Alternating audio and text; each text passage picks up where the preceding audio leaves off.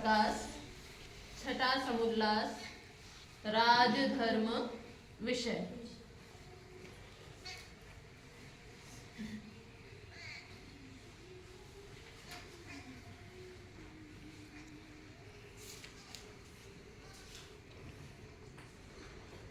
चलिए, कल की कक्षा में हमने पढ़ा था दंड को कौन धारण कर सकता है। यानी धारण करने का मतलब दंडा तो कोई भी हाथ में उठा लेगा, पर किसका दंड धारण किया हुआ सफल होता है और किसका सफल नहीं होता है, इस विषय को जो है हमने देखा था। आगे जो है इसी धर्मशास्त्र के विषय को प्रारंभ करते हैं और बहुत ही प्यारा श्लोक है। त्रैविद्येभ्यस्त्रयीं विद्याम् दंडनीतिं च शाश्वतीम् आन्वीक्षिकीं चात्मविद्याम् वार्तारम्भाश्च लोकतः।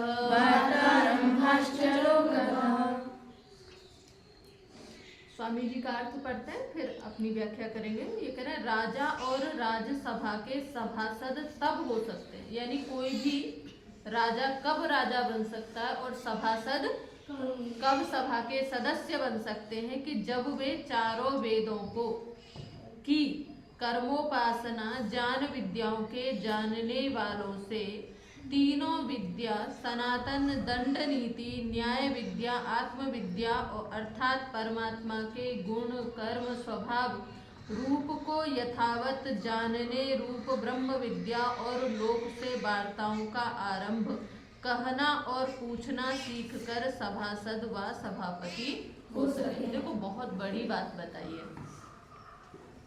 यही बात जो है, विद्याएं कितनी हैं संसार में, कितनी विद्याएं हैं। सारी विद्याओं को 4 विद्याओं के अंतर्गत समाहित कर दिया। एक तो है त्रैविद्या। क्या है? त्रैविद्या। त्रैविद्या में जो है आपका वेद की जो विद्या है, आपका ऋग्वेद, यजुर्वेद, सामवेद, 4 वेद हैं। इन 4 वेदों के अंतर्गत 3 प्रकार की जो विद्याएं मानी जाती हैं, ज्ञान कर्म उपासना, यानी ये विषय का विभाग है। तो ये 3 प्रकार की जो विद्या यानी ज्ञान है, कर्म है, उपासना है, इसकी जो पद्धति है उसको, ठीक है, त्रैविद्येभ्यस्त्रयीं विद्याम्, यानी तीनों वेदों से, चारों वेदों से, जिनमें 3 प्रकार का ज्ञान है, उनसे किसको जाने? त्रैविद्या को जानना है। फिर क्या है? दंड नीतिम च शाश्वतीम, और दूसरी विद्या क्या है? दंड नीति, यानी दंड नीति, दंड का प्रयोग कैसे करना है, दंड का प्रयोग कब करना है, किस प्रकार की त्रुटि पर किस प्रकार का दंड होना चाहिए, ये जो विद्या है इसको बोलते हैं दंड नीति। और फिर कहते हैं आन्वीक्षिकीम, ये आन्वीक्षिकी एक विद्या है। आन्वीक्षिकी की भी क्या है? एक विद्या है। आन्वीक्षिकी को आचार्य चाणक्य कहते हैं कि आन्वीक्षिकी क्या है? जो विशेषकर न्याय दर्शन, जितने दर्शन शास्त्र है वो, और उनमें भी विशेषकर क्या है? न्याय दर्शन, यानी जो न्याय की व्यवस्था करने वाला जो शास्त्र है, प्रमाणों से परीक्षा करना, अनुईक्षणम। आन्वीक्षिकी का मतलब क्या है? अनु उपसर्ग है और ईक्ष दर्शने धातु है। तो देखना, कैसे देखना? प्रमाण पूर्वक सही सही यथावत देखना, ये क्या है? आन्वीक्षिकी विद्या है। तो आन्वीक्षिकी विद्या को जानना है। और कह रहे हैं किसको जानना है? आत्मविद्या को। आत्मविद्या अपने आप को और परमात्मा को। किसको जानना है? अपने आप को, परमात्मा को। आत्मा 2 ही है ना, आप तर्क संग्रह में पढ़ते हैं, आत्मा, जीवात्मा, परमात्मा। आत्मा 2 ही है, एक जीवात्मा है और एक परमात्मा है। तो यहाँ पर दोनों को ही जानना है, आत्मा को भी और परमात्मा को भी। और दूसरा एक शब्द और हम प्रयोग करते हैं अध्यात्म। क्या प्रयोग करते हैं? अध्यात्म। अध्यात्म कोई जानता है किसको अध्यात्म कहते हैं? अध्यात्म शब्द में समास कौन सा है? विषय के बारे में। देखिए एक दूसरे को। अभी हाँ, अव्ययी भाव समास है। अध्यात्म शब्द में क्या है? अव्ययी भाव समास है, यानी आत्मा के विषय में, जहाँ पर भी आत्मा के विषय में चर्चा होगी तो वो क्या हो जाता है? अध्यात्म हो जाता है। आत्मा के विषय में चर्चा हो सकती है, आत्मा के विषय में कर्म हो सकते हैं, आत्मा के विषय में जो भी हम आत्मा के लिए कर रहे हैं, जिसका लाभ किसको मिलने वाला है? हमारी आत्मा को मिलने वाला है, वो सब क्या है? अध्यात्म है। तो कह रहा है अध्यात्म विद्या को जानना है, आत्म विद्या को जानना है। और क्या कहा फिर? वार्तारंभाश्च लोकतः। वार्ता, वार्ता किसको बोलते हैं? यहाँ तो जो है स्वामी जी ने कहना और पूछना लिखा है, पर आचार्य चाणक्य वार्ता का मतलब बताते हैं जितने भी शिल्प के कर्म है ना, विशेषकर कुशीद कर्म, वाणिज्य यानी व्यापार। व्यापार में देखो सब आ जाता है। कोई ट्रैक्टर बनाएगा तो उसको बेचेगा, है ना? कोई वस्त्र बनाएगा तो उसकी बिक्री करेगा, या कोई अन्य जो भी प्रोसेसिंग करता है, चाहे वो फूड प्रोसेसिंग हो या जिस भी प्रकार की प्रोसेसिंग है, जो भी बनाने की प्रक्रिया है बनाता है, और बना करके जो बेचने की प्रक्रिया, ये किस में आ जाता है? वार्ता में आ जाता है। तो कह रहा वार्ता को किससे सीखना है? लोक से सीखना है, क्योंकि ये प्रैक्टिकल विद्या है, प्रयोगात्मक विद्या है, केवल पुस्तक में पढ़ने से ये नहीं आएगी। तो हमारे यहाँ जो हमारी जो पठन पाठन जो परंपरा रही है, गुरुकुलीय जो परंपरा रही है, उसमें पठन पाठन कैसे होता था? गुरुजी के पास में शास्त्र अध्ययन करते थे, गुरुजी पुस्तक की थ्योरी पढ़ाते थे, शब्द विद्या पढ़ाते थे, और उसका प्रयोग सीखने के लिए जो उस विषय के विशेषज्ञ होते थे, उनके पास में फिर जाकर के प्रयोगात्मक ट्रेनिंग लेते थे, या वो आकर के प्रयोगात्मक ट्रेनिंग देते थे। क्योंकि जो अब मान लीजिए आपको कोई यंत्र बनाना है या वस्त्र बनाना है, केवल पढ़ने से वस्त्र बनाना आएगा? नहीं। पढ़ने से भोजन बनाना आएगा? नहीं। इसमें इतनी दाल, इतनी चीनी, इतना ये, इतना वो डालना है, भोजन बनेगा? नहीं। वो फिर वो एक आजकल मीम्स बनते हैं ना, एक इसको इतनी देर मिला करके इसको मिला दीजिए, है ना? जैसे ढोकला बनाना है तो उसमें सूजी में दही मिला के, ये मिला करके 1 घंटे तक रख दीजिए। 1 घंटा रख दीजिए। बोलने वाला क्या बोलता है? लिखने वाला 1 घंटा रख दीजिए, तो 1 घंटा उठा करके फ्रिज में रख दिया जाता है। रखना था जो पदार्थ बनाया गया है, जो ढोकले के लिए जो सामग्री तैयार की गई है, या जैसे इडली का सामान तैयार किया गया, उसको 1-2 घंटे क्या है रख देना है, जिससे क्या हो, वो सेट हो जाए, फूल जाए। अब क्या करते हैं, एक बुद्धिमान व्यक्ति ने क्या किया, मंदिर से घंटा उठाया और घंटे को ले जा करके फ्रिज में रख दिया, क्योंकि क्या कहा था 1 घंटा फ्रिज में रखना है, तो घंटा तो रख दिया। यदि प्रयोगात्मक विद्या यानी पुस्तक में पढ़ने से करेंगे तो फिर क्या होगा, ये होगा। समझ में आ रहा है ना? तो फिर घंटा उठा करके फ्रिज में रखेंगे। तो इसके लिए क्या है, जो भी प्रयोगात्मक विद्याएं हैं वो उन गुरुजनों के किस में प्राप्त करनी है?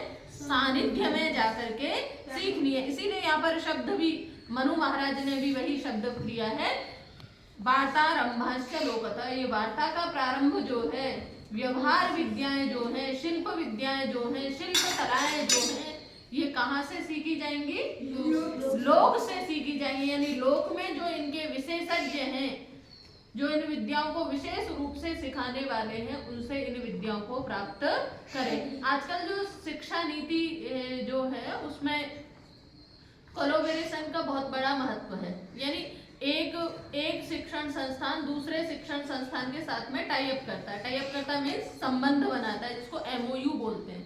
एमओयू साइन करता है कि तुम ये करना, तुम ये करना, परस्पर संबंध बना लेते हैं। जैसे मेरे पास में आर्ट के विद्यार्थी हैं और सामने वाला इंजीनियरिंग का, यहाँ तक कि जो कंपनियां हैं, फैक्ट्रीज हैं, उनके साथ में भी टाई अप होता है। वहां बच्चे जाते हैं, वहां प्रयोगात्मक विद्या को सीख करके आते हैं। हम तो थ्योरी पढ़ा रहे हैं, अब थ्योरी पढ़ने से तो किसी को आना नहीं है, फिर तो घंटा ही फ्रीज में रखा जाना है ना।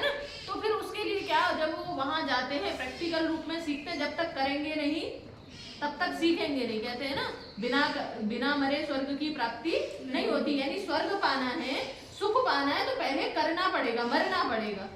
बिना पढ़े विद्या नहीं आती ना, आ जाती है।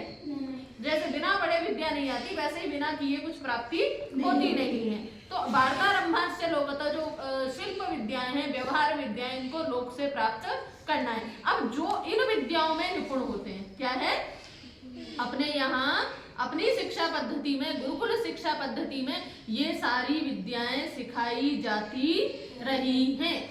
अपनी जो भारतीय शिक्षा पद्धति है वो बहुत ही उच्च कोटि की शिक्षा पद्धति रही है।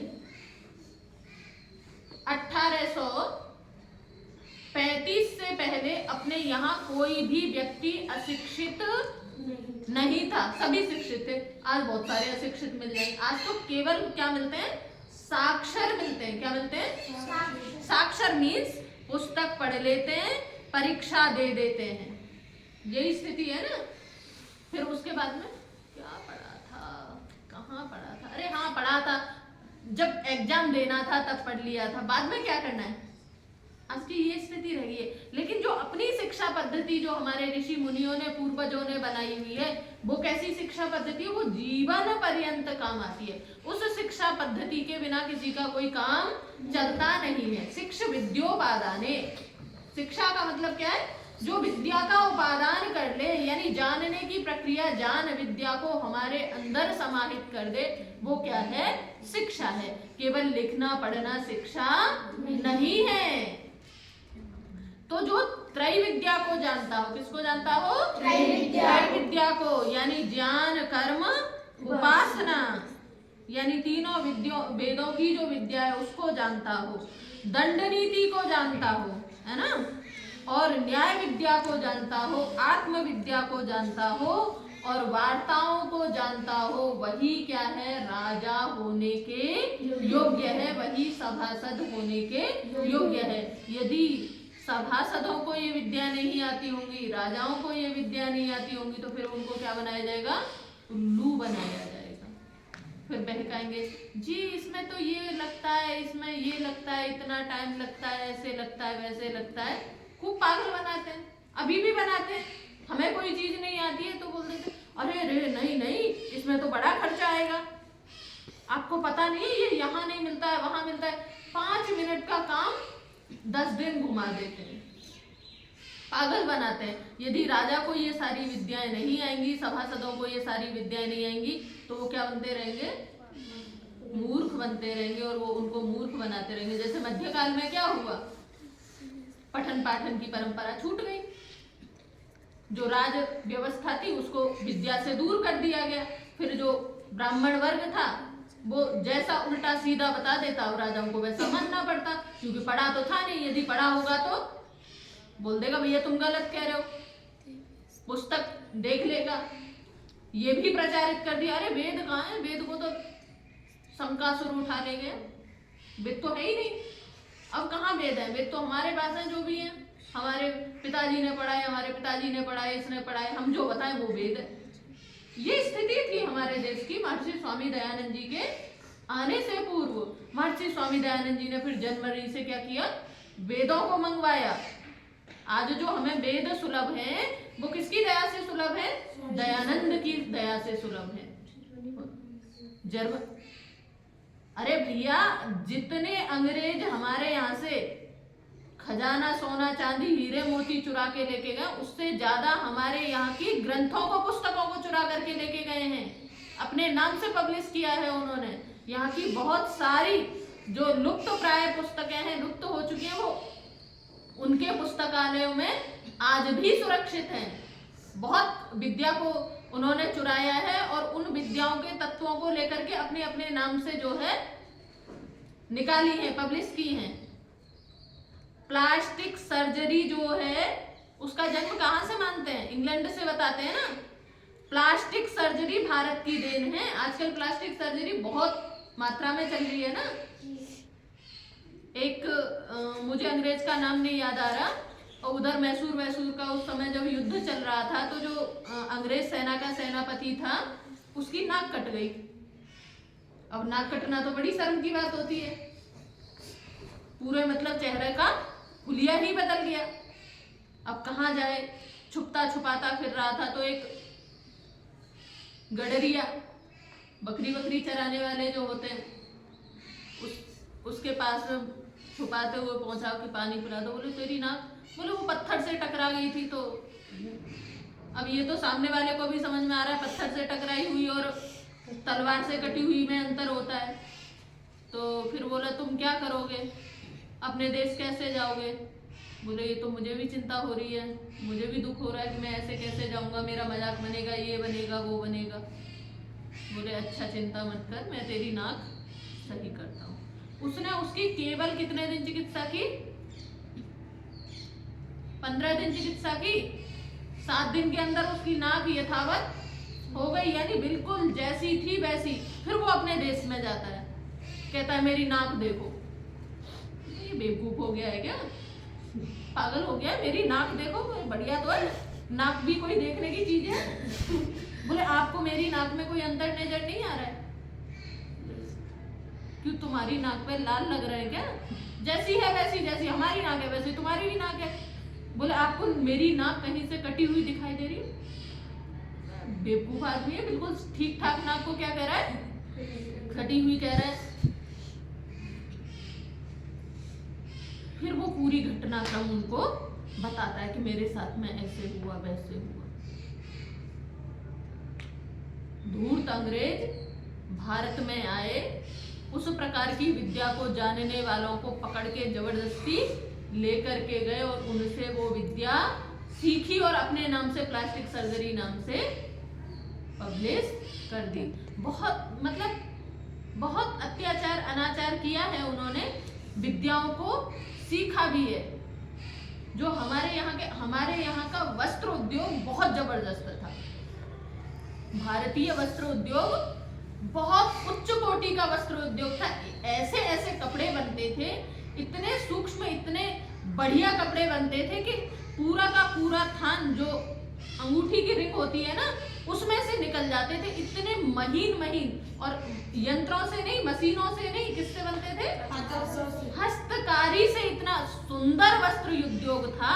हमारे वस्त्र जो है सोने के बदले में खरीद के लेके जाते थे, सोना लेके आते थे, थान रखा जाता था, थान उनको जाता था, सोना हमें आता था। तभी तो हमारा देश सोने की चिड़िया था। मसाले यहाँ से ऐसे खरीदे जाते थे, वस्त्र यहाँ से ऐसे खरीदे जाते थे, यानी हमें सोने की खूब प्राप्ति होती थी।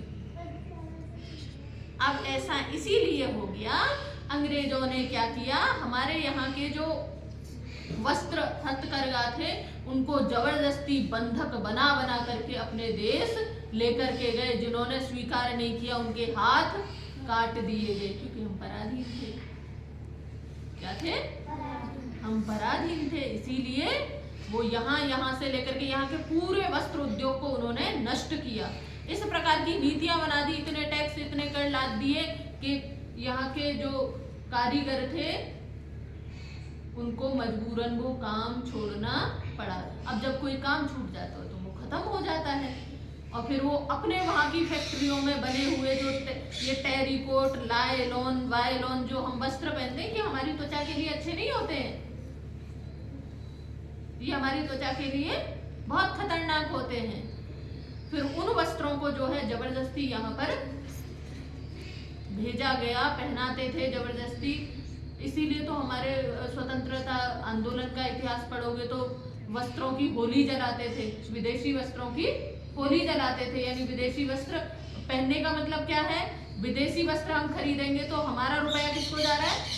विदेश को जा रहा है। जितनी भी हम विदेशी वस्तुएं प्रयोग करते हैं ना, उनकी मुद्रा किसको जाती है, उसका लाभ किसको होता है, विदेशों को होता है। हम दूसरे देश के बने हुए फोन प्रयोग कर रहे हैं या दूसरे देश की बनी हुई वस्तुएं प्रयोग कर रहे हैं, कितना चाइनीज माल हमारे मार्केटों में घूमता रहता है, तो उससे क्या होता है, हमारे पैसे से ऐश कोई और कर रहा होता है, आनंद कोई और ले रहा होता है। तो अपनी व्यवस्था को सुदृढ़ बनाना है, और उसके लिए क्या है, यहाँ पर कहा कि इन सभी विद्याओं को जानने वाले जो होंगे वही सभासद होने के अधिकारी होते हैं, वही सभासद बनने की पात्रता को रखते हैं। और क्या, इंद्रियाणाम जये योगम, इंद्रियाणाम जये योगम, समातिष्ठेत दिवानिशं, समातिष्ठेत दिवानिशं, जितेन्द्रियो हि शक्नोति, जितेन्द्रियो हि शक्नोति, वशे स्थापयितुं प्रजः, वशे स्थापयितुं प्रजः। ये कह रहा है इंद्रियाणाम जये योगम समातिष्ठेत दिवानिशं। दिवानिशं दिन और रात। ये कह रहा है रात दिन क्या करना है, इंद्रियाणाम जये योगम, प्रयास किस पर करना है, अपनी इंद्रियों पर विजय का प्रयास करना। अरे जी साग अच्छा नहीं लगता, 2 दिन हो गए साग खाते हुए, यही है ना, हरा हरा, इतने दिन हो गए ये करते हुए, दलिया तो बिल्कुल ही नहीं अच्छा लगता, गले से नीचे ही नहीं जाता। क्या है, बहुत नींद आती है जी, सुबह सुबह कौन उठे। तो इंद्रियाणाम जये योगम समातिष्ठेत दिवानिशं, इंद्रियों पर विजय प्राप्त करनी है। आज तो मेरा ये देखने का मन कर रहा है, जब ये कहे ना आज मेरा ये देखने का मन कर रहा है, उसी समय क्या है, खींच लो लगाम को, ये तो देखना ही नहीं है। क्या है, ये तो देखना नहीं, आज मेरा ये खाने का मन कर रहा है। देखो ऐसा करना पड़ता है, क्या है, करना पड़ता है। मन तो हमारा करता रहता है, हम वैसा करें वैसा खाएं, है ना, लेकिन हमारा अपने ऊपर इतना कंट्रोल होना चाहिए कि हमें मन को कंट्रोल में करना आना चाहिए। जो मनोजेता होते हैं, मन को जो जीतते हैं, वो क्या करते हैं, जो मन कह रहा है ये करना है, बोले यही नहीं करना है, कुछ दिन ऐसा कीजिए, फिर वो क्या हो जाएगा, जैसा तुम कहेंगे वैसा करने लग जाएगा, फिर वो तुम्हारी आज्ञा मानने लग जाएगा। अपने नौकर को अपने सिर पे बिठाओगे या अपने कंट्रोल में रखोगे, अपने कंट्रोल। तो ये आत्मा का क्या है, नौकर है, मन है, इंद्रियां हैं। अब इनको कंट्रोल में रखना किसका काम है, हमारा काम है। ये कहे ऐसा करना है ना, भाई ऐसा तो बिल्कुल ही नहीं करना है, अब तू रुक। तो इसको क्या करना है, इंद्रियाणाम जये योगम, इंद्रियों पर क्या है, विजय प्राप्त करनी, और उसके लिए खूब प्रयास पुरुषार्थ करना है। क्यों करना है, जितेंद्रियो ही शक्नोति वशे स्थापयितुं प्रजः, जो जितेंद्रिय व्यक्ति होता है वही प्रजा को अपने वश में कर सकता है, अपने वश में रख सकता है। इसी को स्वामी जी कहते हैं, सब सभासद और सभापति इंद्रियों को जीतने अर्थात अपने वश में रख के सदा धर्म में बढ़ते हैं। देखो जिसकी इंद्रियां वश में नहीं होंगी वो धार्मिक तो हो नहीं सकता, जिसकी इंद्रियां वश में नहीं होंगी वो निश्चित ही अधर्म की ओर प्रवृत्त हो जाएगा, और अधर्म से हटे हटाए रहें। इसीलिए रात दिन नियत समय में योगाभ्यास भी करते रहें। योगाभ्यास बहुत आवश्यक है बेटा, प्राणायाम बहुत आवश्यक है, ध्यान उपासना बहुत आवश्यक है, और बिना योगाभ्यास के इंद्रिय जयी नहीं हुआ जा सकता। आपको श्रेष्ठ बनना है, उत्तम बनना है, तेजस्वी बनना है, तो आपको योगाभ्यास करना ही होगा। तो कह रहे क्योंकि जो अजितेंद्रिय की अपनी इंद्रियों, जो मन प्राण और शरीर प्रजा है, इसको जीते बिना बाहर की प्रजा को अपने बस में स्थापन करने को समर्थ कभी नहीं हो सकता। यानी आत्मजयी ही विश्व विजेता बनता है। जो आत्मजयी होता है, जिसने अपनी भूख प्यास सर्दी गर्मी नींद जय पराजय मान अपमान को जो जीत लेता है, वही दुनिया को जीत पाता है, उसी के अंदर दुनिया को जीतने का सामर्थ्य होता है। आज के लिए इतना ही।